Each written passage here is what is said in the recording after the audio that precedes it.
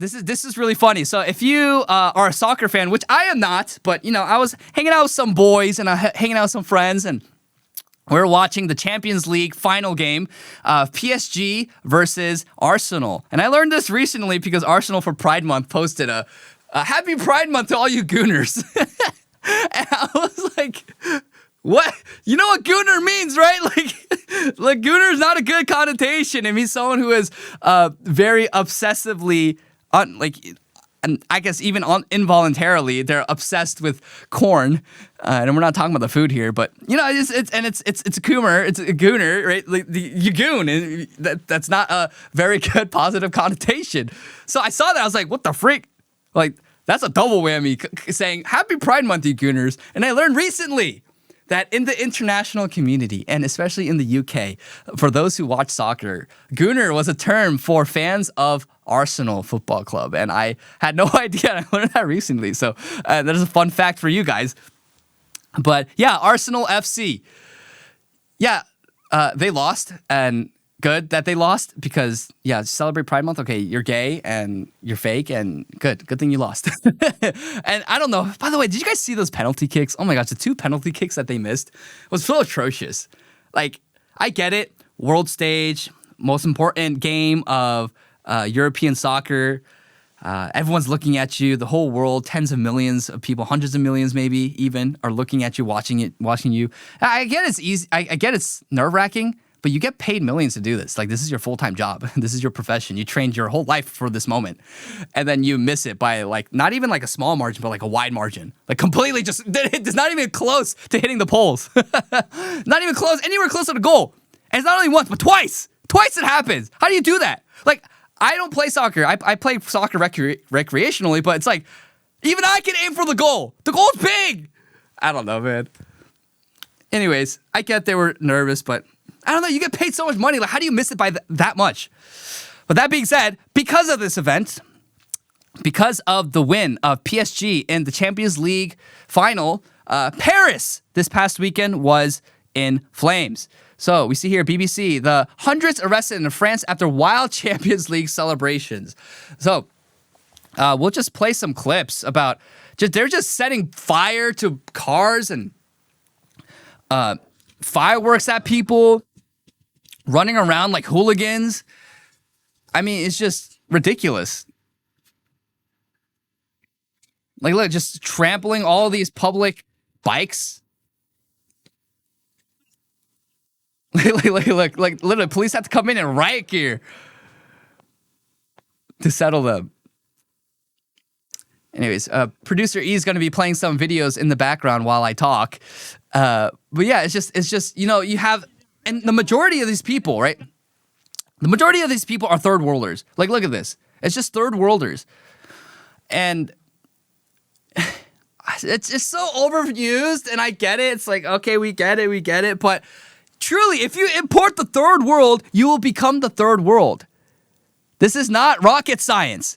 If you import people from lesser civilizations and lesser cultures that actually permit rape, murder, leaving a man who's bleeding out on the sidewalk to just die, right? There's certain cultures, I learned this recently. I mean, not recently, but like, when I was younger, I learned this while I was traveling, that there are certain cultures where it's car first, not pedestrian first. No, the idea that a culture is pedestrian first is a sign of civilization, by the way. That, yeah, you don't just run over someone just because they're in front of you, right? Oh, but didn't you advocate for when Ron DeSantis made it legal for cars to run over protesters in Florida? Yeah, when they're hitting your car, yeah. Okay, when they're hitting your car, they're trying to smash your window in. Yeah, you have a duty to yourself and your family for self-defense. But I'm not talking about that here. I'm just talking about you're in the average city, and if someone's walking, and you're just like, I'm gonna go first, boom. Like, no, I think that's horrible. That's terrible. You should, give way, the right of way to the pedestrian. Let them walk. But also that entails a high trust society, right?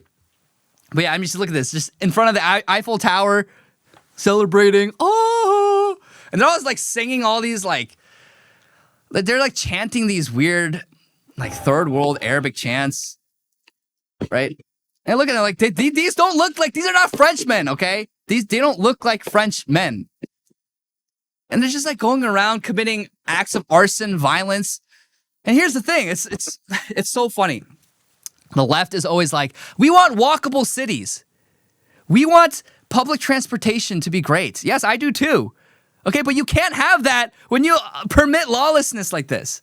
And the way that you're going to have, the reason why, here's the thing, this is a big red pill. Everyone knows this, I think, instinctively and intuitively. But the reason why public transportation is so great and it works in Korea and Japan and in China is because they haven't imported infinity third world migrants yet. Maybe, I don't know, you know. The globalist powers that be come for all of us. They come for every civilization. But yeah, like they haven't imported infinity third world migrants who don't care about your customs and your culture and tradition. They don't care about decorum and dignity and etiquette. You know, you import a bunch of these people, what are they going to do? Yeah, like let's say we just saw that footage, a bunch of bikes trampled. Yeah, public bikes. Yeah, I want people to have access to publicly used bikes where you can pay a little bit and you ride a bike around, have a nice bike stroll around the city in Paris or New York.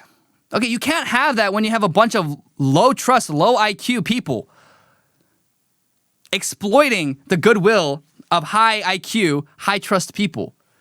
You can't have that. And so if you want generous welfare programs to work, if you want social programs to work, if you want public transportation to work, one thing you got to do is to secure your streets. Like that's the bare minimum. No one's going to use public transportation if the moment they use it, someone just whips out their schlong and starts peeing on the door. True story. I saw this happen in the MARTA train in Atlanta, by the way. No one's going to take public transportation. So if we want high trust societies again, we got to first secure our streets, not permit lawlessness. But the easiest way to do this is just mass deportations.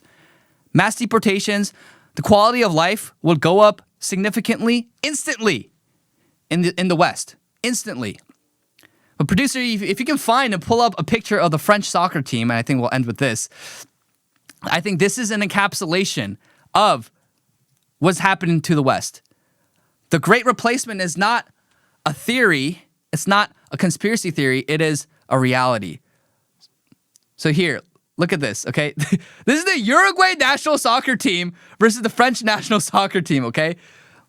When your national soccer team and the people who flood your most famous city are of African origin and of Arabic origin, right? Middle Eastern origin, of South Asian origin, and they are of African origin. Like, it is safe to say that you've been invaded.